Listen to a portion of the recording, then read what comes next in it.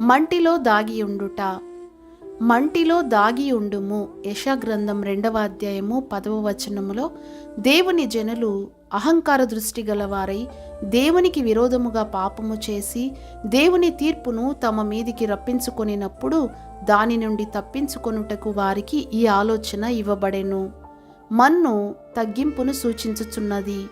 మనము నేల మంటితో రూపించబడిన వారము. అతిశయించుటకు మనలో ఏమీయూ లేదని ఎల్లప్పుడూ జ్ఞాపకముంచుకొనవలెను. ఇదిగో ధూళియు బూడిదయునైన నేను అని అబ్రహాము తను తాను తగ్గించుకొనెను. దీనమనసు గల వారికి విరిగి నలిగిన హృదయముండును.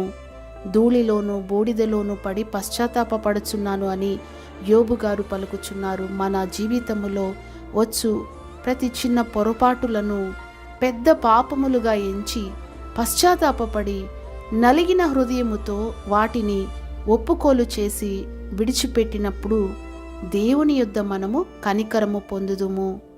ప్రియులారా, దేవుని తీర్పు నుండి తప్పించుకొనుటకు మనకున్న ఒకే ఒక మార్గము మనలను మనము దేవుని ఎదుట తగ్గించుకొనుటయే. అట్టి తగ్గింపు జీవితము మనందరికీ పరిశుద్ధాత్మ దేవుడే దయచేయునుగాక. ఆమేన్.